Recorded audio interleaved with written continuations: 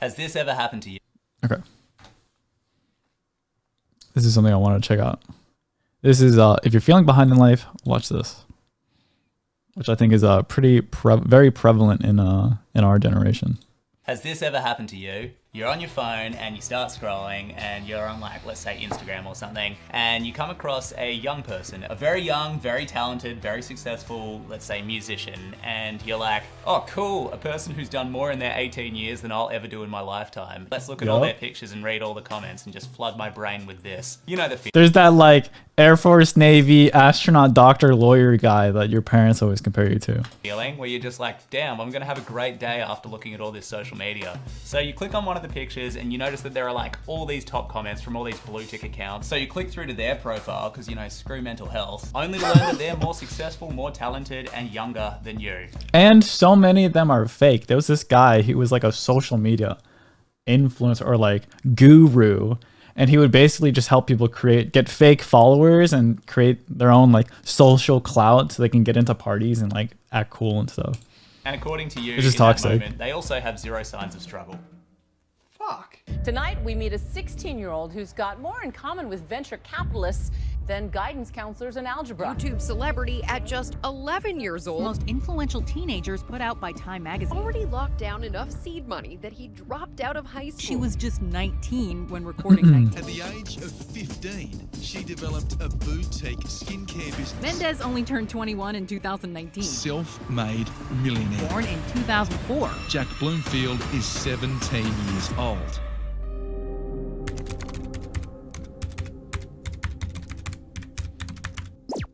After 2 depressing hours of scrolling, you put your phone down and you look around your apartment at your very regular life. Instead of seeing millions of fans, you see a broken fan, actually. Yeah. Shit, I gotta get that fixed. You see, Like I have a light out. One of my lights is out in my room right now. The shelves I gotta fix, the car reg I gotta pay, and the deadlines that just keep looming over me. And you might feel something energizing. You know, you might feel like, oh, one day this will all be better.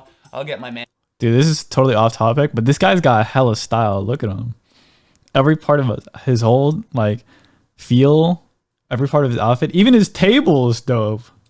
Mansion, I'll get mine. But it's more likely that you'll just feel like you're behind in life. After a few hours on the devil apps, I tend to feel like everyone everywhere is getting ahead, just killing it and leaving me behind. The and devil if I apps. could just work perfectly for the next 3 years with 0 panic attacks, I could get there too, right? It is exhausting. But there's some good news. It's a trick.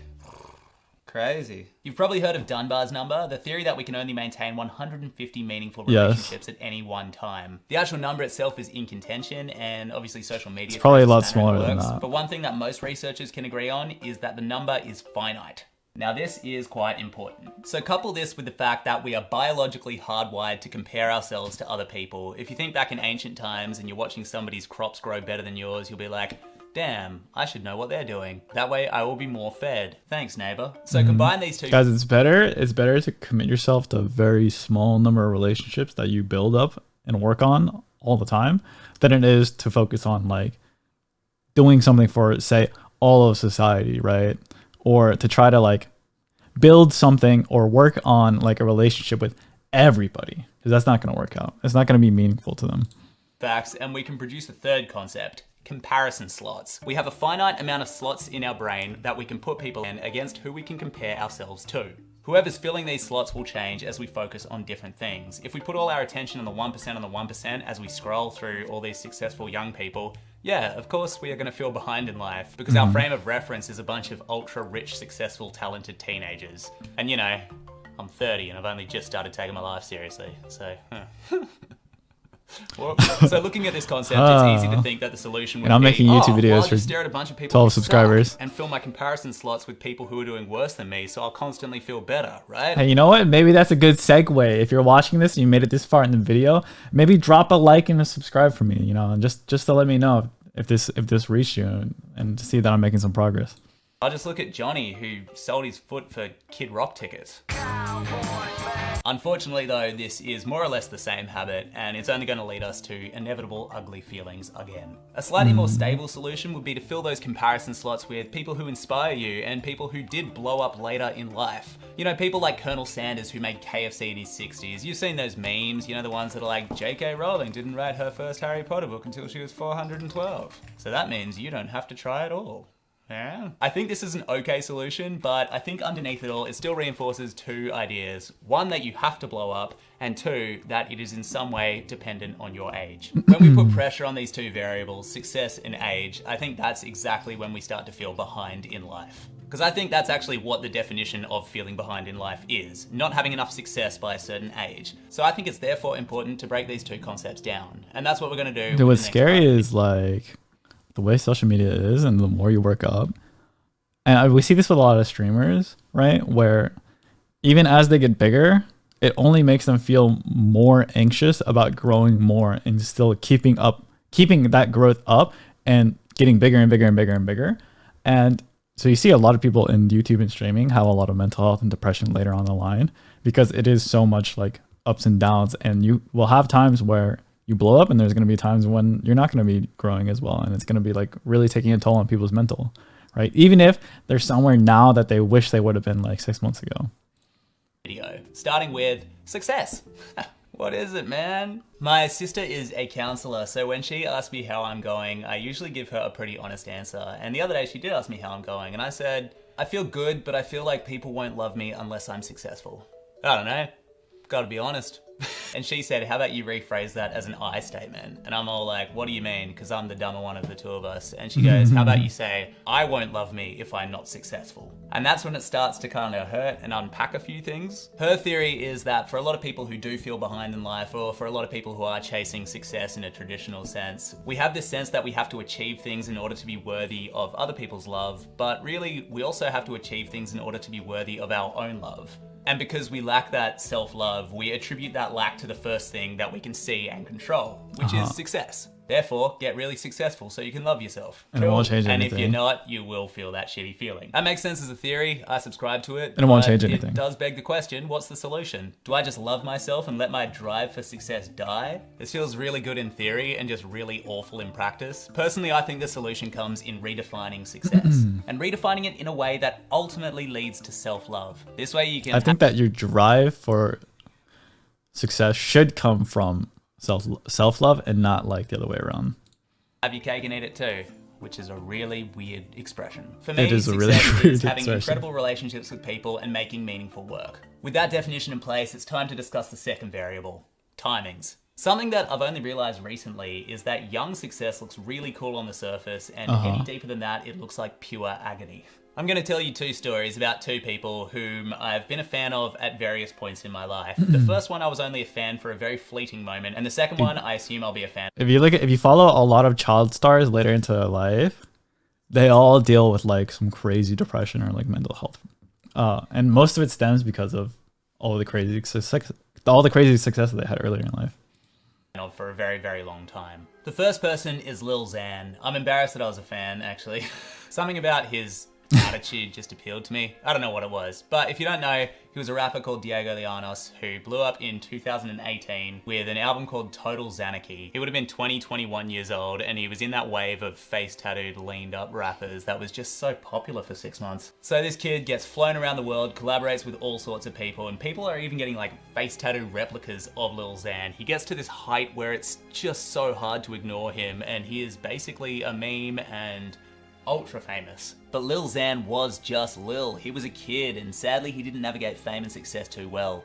In one interview, he was asked about what he thought about Tupac, and he said, "The boring music." People were ready to hate him. He started punchline, and between the drugs and the pressure, his mental health declined. I want to show y'all what mental illness really fucking looks like. It's so sad how you can get so much hate and canceled over nothing.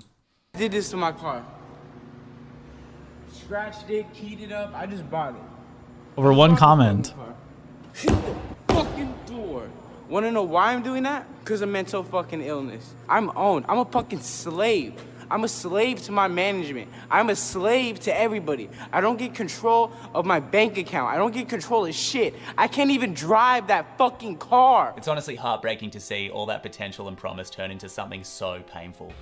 Now, he's 24, stuck with the same face tattoos, and focusing more on narcotics than music. So can we call Lil Xan successful? I mean, what good is money and fame if you feel like shit? And what about his future? True. What can we say for what's gonna happen next to Lil Xan? Does he have to live his life feeling like he peaked? I hope not, but probably. But the biggest question That's the above worst all part. of this is, was his work at the very least meaningful? You tell me. Now let's compare that story of blowing up at 21 to the story of Brené Brown, who did a TED Talk in her 40s and blew up after that.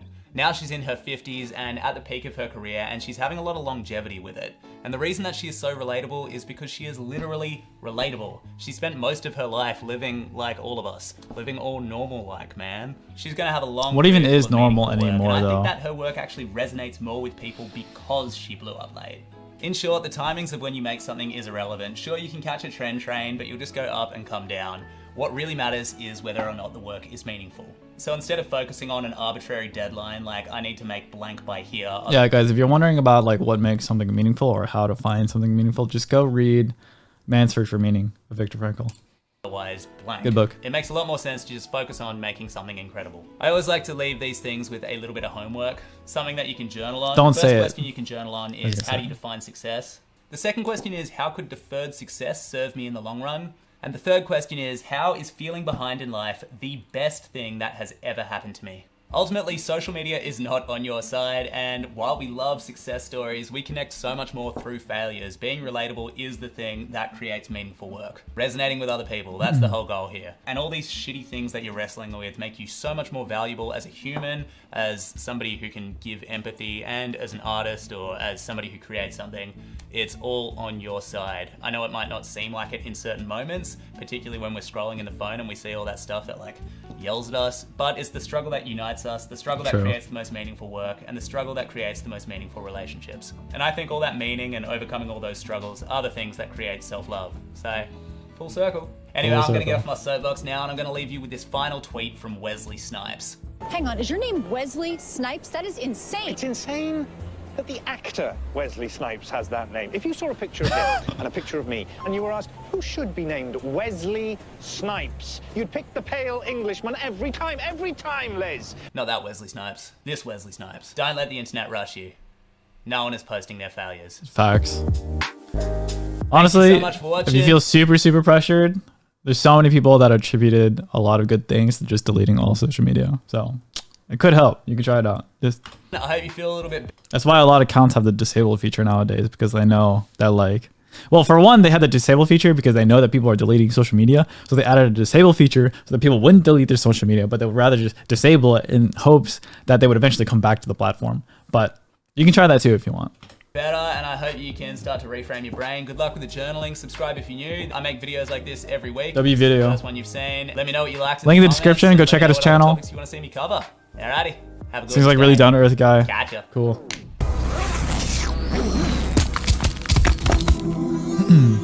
I'll post the link in chat.